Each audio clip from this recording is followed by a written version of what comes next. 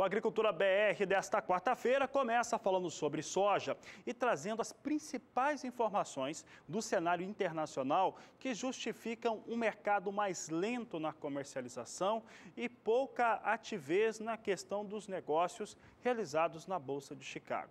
Então vamos falar a respeito do que vem ocorrendo com os Estados Unidos, na Argentina, no Brasil, de novos compradores que têm surgido no cenário da soja, principalmente motivados por um consumo maior de alimentos e uma melhora, claro, na renda de sua população. Então o assunto agora é soja e começamos falando a respeito dos últimos dados da associação que representa os esmagadores de soja nos Estados Unidos. Essa associação é muito importante, a sigla dela em inglês é o NOPA e o NOPA trouxe números para outubro que mostram uma estabilidade em relação ao mesmo período do ano passado e elevação em relação àquilo que aconteceu no mês de setembro. Dados importantes porque mostram o consumo interno de esmagamento norte-americano. Então, olha só, setembro de 2017, registro de 3.710.000 toneladas de soja esmagada nos Estados Unidos. Em outubro, chega a 4.474.000 toneladas. Se compararmos ao que acontecia no mesmo período do ano passado, ela fica em 70.000 toneladas acima desse período. Portanto, em linha com aquilo que se tinha no último ano, em outubro, e 20% superior ao mês de setembro de 2017. E quem compra muito da soja produzida nos Estados Unidos é a China. A China, inclusive, deve ampliar ainda mais as suas importações da oleaginosa nesta nova temporada 2017-18.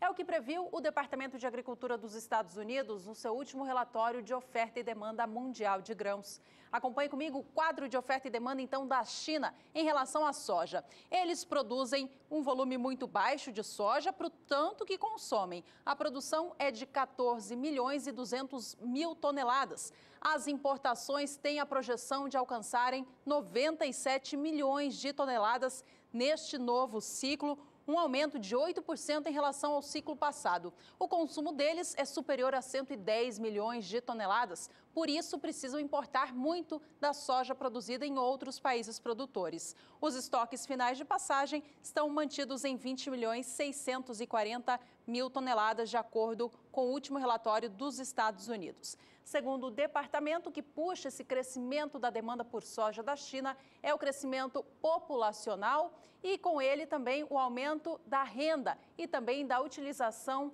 da soja para ração animal e o crescimento da produção de proteína animal. Falando ainda desses números do último relatório do Departamento de Agricultura norte-americano, ele abriu a possibilidade de se enxergar o crescimento de outros países que têm comprado também um volume muito maior de soja. É claro que não se compara a China, que é o maior comprador disparado do mundo, é o grande termômetro, mas mesmo assim é importante estar de olho também nesses mercados, como o do Paquistão. Paquistão tem aumentado e forte a sua compra e a expectativa é continuar fazendo maiores aquisições da oleaginosa. Vamos, esses números são números do Departamento de Agricultura norte-americano, que na temporada 15-16 mostram que o Paquistão fez a aquisição de pouco mais de 938.000 toneladas de soja. Portanto, menos de 1 milhão de toneladas. Já na 16-17 sobe e sobe bastante, sobe 41,34% e chega a 1.600.000 toneladas. Mais do que isso, aqui nós trazemos já a previsão do que o Paquistão deve comprar de 2 milhões de toneladas para a safra 2017-2018. Quando falamos de Paquistão, muita gente pode pensar, mas é pouco, 2 milhões de toneladas apenas, mas isso mostra um aquecimento muito importante que acontecem em países do Oriente e também da Ásia, que vem ampliando as suas aquisições da oleaginosa. Quando temos essas aquisições maiores, mostra também outras possibilidades de mercado. No caso do Paquistão, Juliano, é a modernização da produção de lácteos naquele país e também da cadeia da avicultura, para engordar qualquer tipo de animal para consumo precisa de soja. Pois é, uma coisa que a gente tem que sempre lembrar, né, que quanto mais o país se desenvolve, mais insere as pessoas no mercado, maior é o consumo de carnes e lácteos. Para alimentar este gado, portanto, que produz a carne e o leite, é preciso da soja. Muitos países utilizam a oleaginosa para alimentar o animal. Por isso é que todo mundo fica de olho no mercado internacional deste grão, já que alimenta muita população. A Argentina, por exemplo, está agora também no foco deste cenário internacional. Está fazendo a semeadura da nova temporada 2017-2018. Cerca de 2 milhões de hectares já foram semeados por lá. A gente acompanha como vem sendo a semeadura da Argentina nas últimas semanas. Plantio chegou aos 7% no dia 1º de novembro, evoluiu para 12% no dia 8 e já passa de 23%, segundo o último relatório da Bolsa de Cereais de Buenos Aires. Até agora, a Argentina já semeou 4.300.000 hectares com a soja nesta nova temporada. E continuamos falando de América do Sul, Juliana. Primeiramente, eu vou falar um pouco a respeito do que acontece em alguns países que têm uma expressão menor, como Bolívia e Uruguai, que têm ampliado ano a ano a sua produção e têm tido resultados muito bons.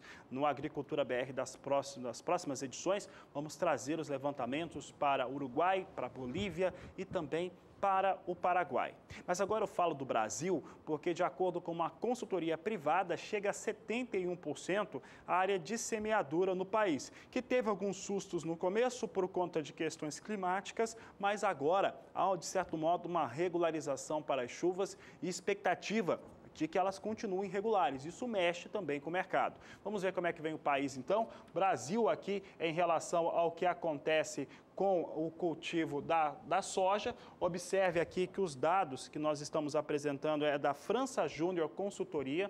França Júnior Consultoria que aponta, de acordo com os dados apresentados por essa empresa, que chega a 71% as áreas de cultivo no Brasil, enquanto que no dia 10 de novembro estava em 56%.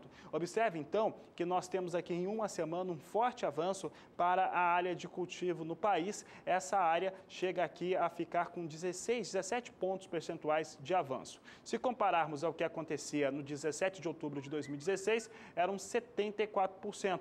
Portanto, apesar de haver um atraso em relação ao que acontecia no último ano, ainda assim são apenas 3 pontos percentuais para um ano de 2017, que teve essa questão aí do clima que não ajudou no começo e com uma área de cultivo maior para o Brasil.